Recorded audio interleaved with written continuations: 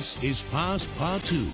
Good morning and hello Acadia. Thank you for joining us here on Passepartout on your Friday morning, 5:30 now. And of course, it's my last day here on air KLFY. And I'll be honest, Gerald, I've been going read comments on social media because I made the post last night. And I know you know, but like being on social media and like seeing everybody's comments, so they're so kind. No, our viewers are so special. It is real. And I think what's so interesting too, and I'm sure you're reading it, right, is the amount of prayers people just wishing you.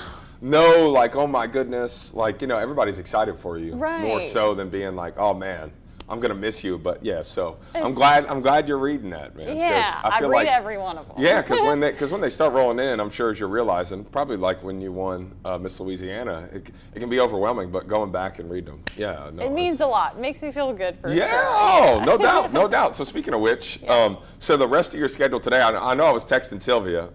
John and I have some stuff going on. I'm like, hey, bro, you want to handle cut-ins? So what's the rest of your day looking like at the television station? Are you doing Meet Your Neighbor or is Passepartout and cut-ins it? I am just doing Passepartout and I'm rolling out and I have movers coming and I'm moving to Houston. So big day. Big day. Yeah, you're right. Yeah, I got a Great lot on my weather for mind. it too. Yeah, absolutely. Chris, thank you for this.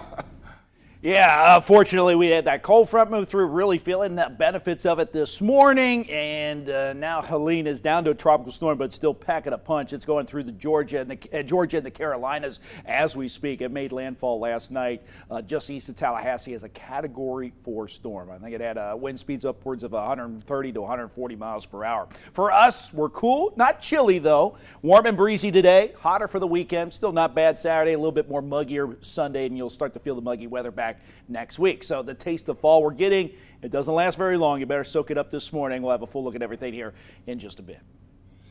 The deputy chief of the St. Martinville Police Department is on leave this morning after he allegedly threatened a resident. All of this nearly a decade after serving time for use of excessive force. News 10's Britt LaFonso breaks down his past and spoke with the St. Martinville police chief about what's next. He was actually a good cop.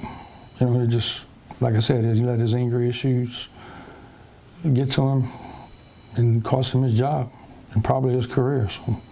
Police Chief Ricky Martin says the threat happened on August 26th. He says then Deputy Chief Cody Laperouse came to the department looking for a man being questioned by detectives about an investigation involving Cody's mother. Cody walked in, barged into the office, and tried to physically attack the guy.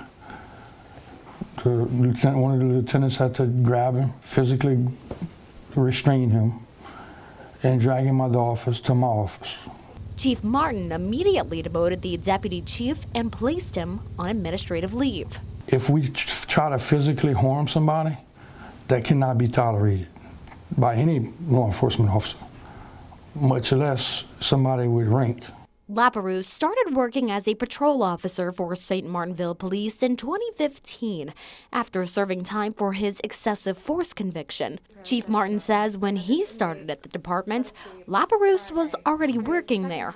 Over the years, the chief says despite his past, Laperouse proved himself as a good cop and was promoted to deputy chief in 2019.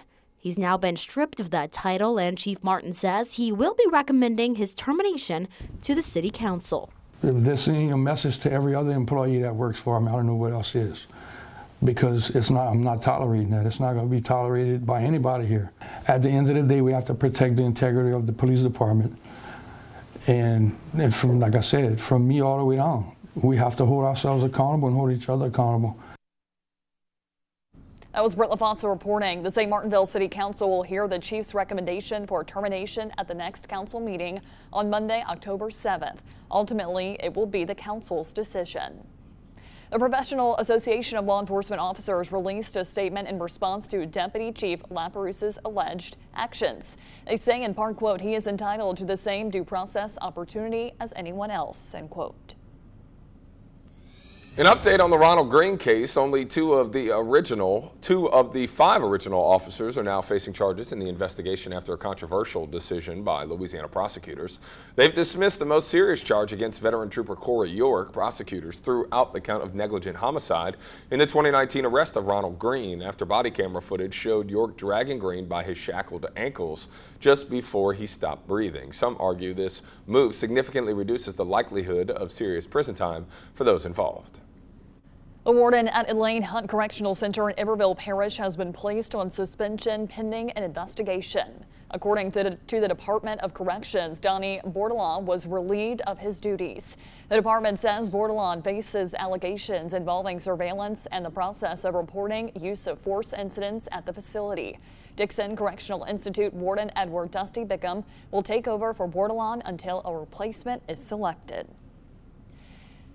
The St. Martin Parish Courthouse is in need of a renovation. A $1.2 million project is in the works to preserve and update the historic building. Parish President Pete Delcom says the inside of the courthouse was completely remodeled a few years back, and now they are working on the outside. Some upgrades to the exterior include roof repairs, new paint, and gutter changes. Some roads will be closed near the courthouse during the day because of construction. Delcom says while the parish continues to evolve and grow, the history of the area will always remain the same. The economic impacts and the movement of monies in St. Martin Parish has kind of changed, but St. Martinville is still the hub of St. Martin Parish in regards to the courthouse and the activities therein. Delcom says the parish hopes to have construction complete by early 2025. A groundbreaking was held Thursday to kick off the expansion and renovation of the American Legion Hospital in Jennings. A merger between Ochsner and Jennings American Legion Hospital has led to a $23 million investment in rural communities and their healthcare system. Dana Williams, the CEO of Ochsner American Legion Hospital, says patients and employees can expect better medicine and technology, a frictionless experience for patient registration, relocating their OBGYN rural health clinic, and relocating their retail pharmacy to add a drive-through option. Williams says the new technology is one of the greatest things to aid in their care for patients. We're really excited about the additions that are going to be made to our facility. So just a lot of enhancements that will make receiving care so much more efficient for our patients. In addition to bringing new technology and medicine, construction will also bring new jobs. A new sidewalk project in Scott is set to begin in October. News 10's George Faust has more on what this joint effort between DOTD and the City of Scott means for residents. A major section of Scott gets a facelift starting in October. The DOTD and the City of Scott will upgrade and construct new sidewalks, driveways, and handicap ramps. Mayor Jan Scott Richard says it connects the city. Now this is going to allow people that live in those residential areas to come to the festival without getting in the vehicle. And it's really not a far walk, and it also allows them to patronize our local establishments downtown, the Coffee Depot, K-Jan's Eatery, Uncle T's, whether they need to go to the pharmacy. There's going to be opportunities for people to go to the Veterans Memorial by means of sidewalk as opposed to a vehicle. So it's a great interconnectivity, and it's what we do for quality of life, and it's important that we continue to apply for these grants. The project costs more than $447,000 and will connect Old Spanish Trail from Apollo Road to Alfred Street. Richard believes residents can now have another transportation option that connects downtown Scott to West End. Now we're going to get some good 5-6 foot sidewalks that are going to be ADA compliant. It's going to allow people access to not only to the library, but to other means of areas that have events and things of that nature. So it's going to be a good thing for our city. The project completion date is April of 2025, but Mayor Richard says the project could be finished as early as this year, weather permitting. In Scott, George Faust, KLFY News 10. I just like to have stuff in the can.